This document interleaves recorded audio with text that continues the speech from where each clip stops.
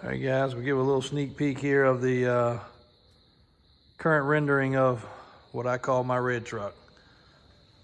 I'm not gonna go into a full-blown video, but just wanted to give a little teaser. Just finished the lights up.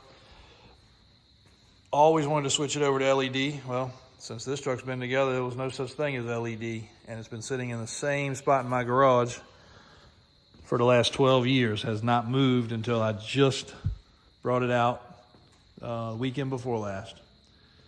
Had it in the garage here, and it's been pretty fun reflecting on it. I just had my youngest daughter out here and my girlfriend, and I was telling her how I remember literally rushing to get this truck ready to go to the beach almost 30 years ago, and putting the screws in the tail lights and some of the other little things that I was just redoing, which is crazy. 30 years is a long time. But I'll definitely go into more detail about the truck, the build, and everything else. Just to give an idea, that's about an 8-foot tall ladder, so it's a pretty tall truck.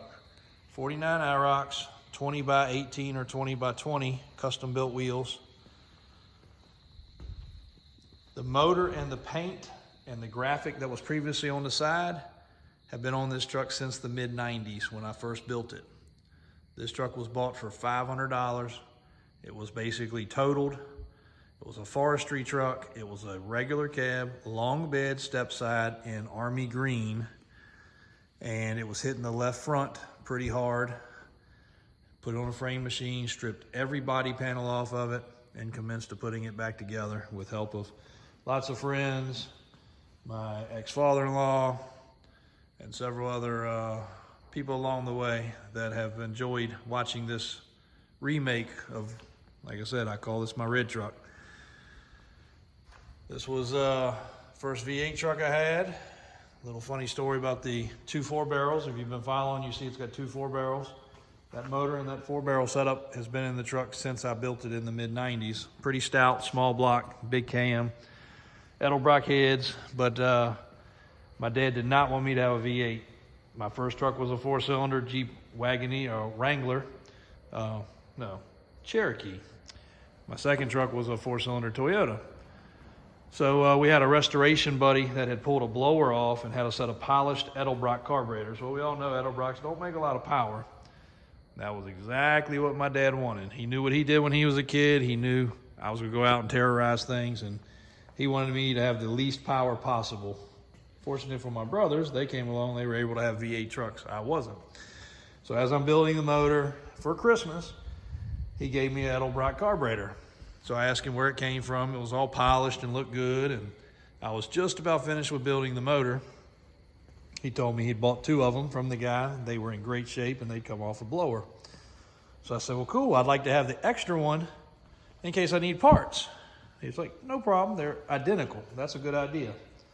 Well, lo and behold, to his surprise, I bought a tunnel ram, and I used both those carburetors. So I was able to get around him on that one just a little bit. So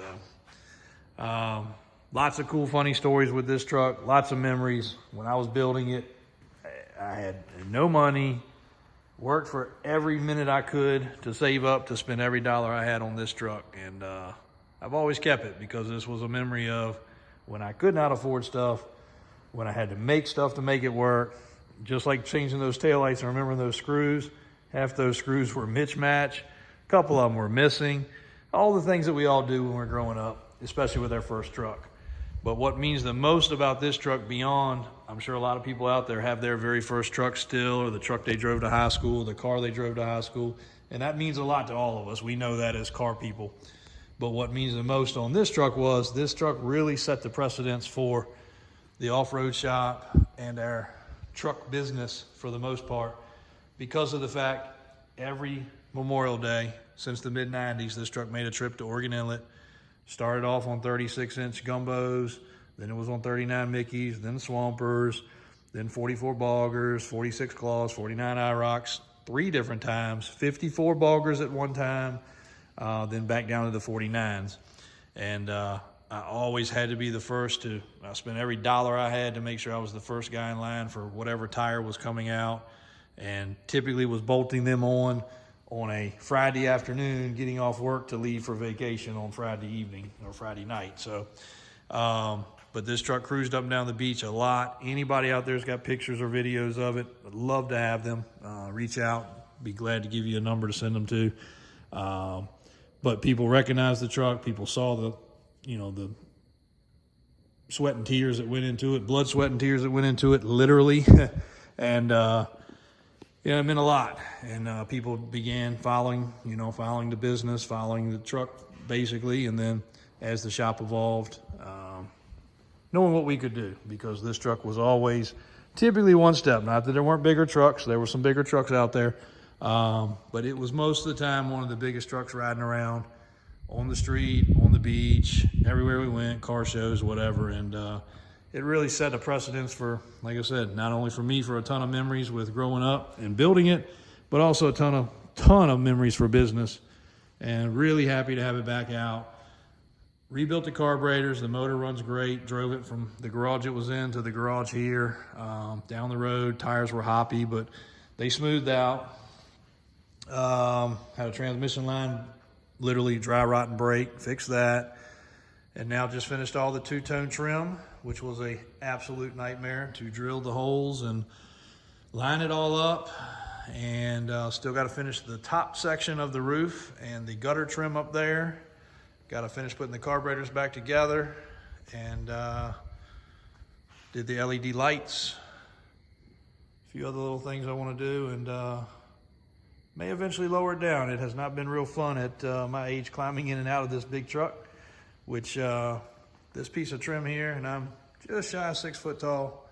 This piece of trim here is above my head, so you can imagine how tall the truck is. But there's Big Red for you guys. Appreciate you watching. Bring you some more clips of this thing. It has been a blessing for me. Love the truck. Give you all some details on the axles, the cross member, some other things that have been done. And gonna be thrilled to death to get this thing back on the road. So thank you guys. Appreciate all the support on the channel. Really, really appreciate all the following, all the positive comments.